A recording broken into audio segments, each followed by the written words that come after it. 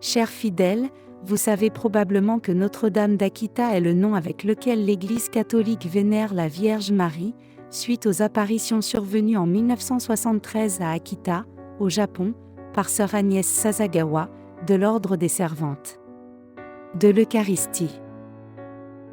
L'apparition fut approuvée et le cardinal Ratzinger, alors préfet du dicaster pour la doctrine de la foi, déclara qu'elle constituait une continuation de Fatima. Avec cette vidéo, nous parlerons du message du ciel reçu par la religieuse, de la manière de communier et de la manière dont l'hostie de l'Eucharistie doit être reçue. Dans ce lieu se sont produits plusieurs événements extraordinaires de nature surnaturelle et aujourd'hui, on se souvient surtout de lui pour son dernier message, daté du 13 octobre, jour du miracle du soleil à Fatima. À cette occasion, il y a eu un avertissement selon lequel l'œuvre du diable s'infiltrerait dans l'Église, générant des conflits et des persécutions contre les prêtres fidèles à moins que les hommes ne se repentent. L'un des messages importants reçus concernait la préférence quant à la méthode de réception de l'Eucharistie, que ce soit dans la main ou dans la bouche, un aspect souvent négligé mais aussi très débattu. Mais d'abord, si ce n'est pas déjà fait, abonnez-vous à la chaîne et activez la petite cloche. Si possible, partagez cette vidéo avec le plus grand nombre, nous aidant ainsi à diffuser nos messages de foi et d'espérance. Merci de tout mon cœur. Nous allons continuer. Le 12 mai 1973, Agnès Sasagawa, âgée de 42 ans, entra au noviciat de l'Institut des Servantes de la Sainte Eucharistie qui menait une vie de prière tranquille et cachée dans un couvent à la périphérie de la ville d'Akita. Agnès était une femme convertie du bouddhisme au christianisme et était complètement et irrémédiablement sourde. Un mois plus tard, le 12 juin 1973, le premier événement miraculeux se produisit à Akita pendant que sœur Agnès priait. Une lumière brillante émergeait du tabernacle à plusieurs reprises, souvent accompagnée de quelque chose semblable à de la fumée, qui enveloppait la statue de Notre-Dame. Sœur Agnès s'est approchée de la statue et a soudainement senti que la statue en bois prenait vie, elle était entourée d'une lumière brillante et la sœur en était de plus en plus attirée. Il vit également de nombreuses créatures ressemblant à des anges entourant l'autel et adorant l'hostie, comme il le voyait à d'autres moments pendant la prière. Dans l'après-midi du 28 juin, Agnès découvre une blessure en forme de croix dans la paume de sa main gauche, qui lui cause une douleur extrême. Le 5 juillet, un petit trou est apparu au centre de la main d'où le sang a commencé à couler. Par la suite, la douleur a diminué pendant la majeure partie de la semaine, sauf le jeudi soir et tout le vendredi, où elle est devenue presque insupportable. Comme l'avait prédit l'ange gardien, la blessure a disparu vendredi 27 juillet sans laisser de traces. Cette blessure douloureuse empêchait sœur Agnès de recevoir la communion sur la main, comme c'était l'usage à l'époque. Le 6 juillet 1973, premier vendredi du mois, à 3 heures du matin, son ange gardien lui apparut, lui disant de prier non seulement pour ses péchés, mais aussi pour ceux de l'humanité. L'ange lui dit que le monde actuel blesse le Sacré-Cœur de Jésus par son ingratitude et ses outrages.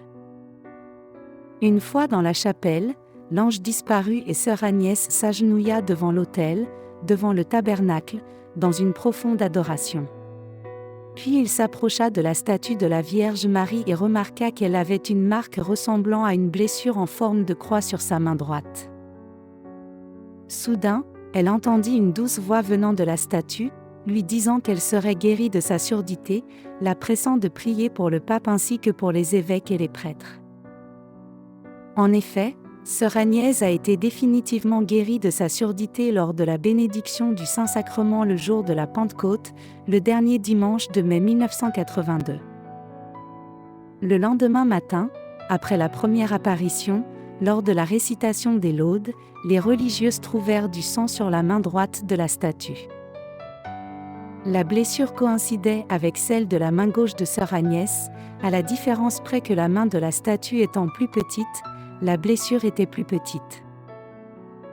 La statue saignait tous les vendredis du mois de juillet 1973, ainsi que la blessure à la main de sœur Agnès.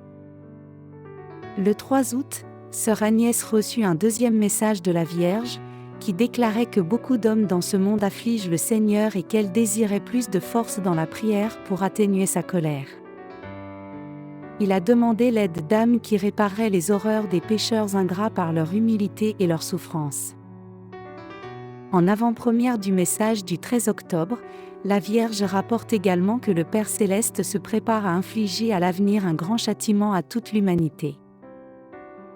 Notre-Dame a ajouté qu'avec son Fils elle est intervenue à plusieurs reprises pour apaiser la colère du Père, empêchant l'arrivée des calamités, lui offrant les souffrances du Fils sur la croix, son précieux sang, les souffrances des âmes victimes bien-aimées, la prière, la pénitence et les sacrifices des fidèles. Ensuite, la statue a d'abord transpiré, puis a pleuré 101 fois devant des milliers de spectateurs. Beaucoup de ces événements ont également été retransmis en direct à la télévision. L'évêque de l'époque, John Shojiro Ito, a ensuite envoyé des échantillons de sueur, de larmes et de sang pour analyse, obtenant ainsi la confirmation de la nature humaine des substances et génétiquement différentes de celles de la religieuse.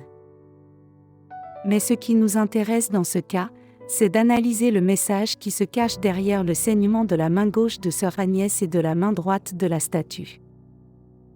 La main gauche est celle avec laquelle on communie, tandis que la main droite est celle avec laquelle on communie. Lors de ces apparitions, Agnès avait un stigmate sur la main gauche, tandis que la statue de la Madone en avait un autre sur la main droite, tous deux en forme de croix.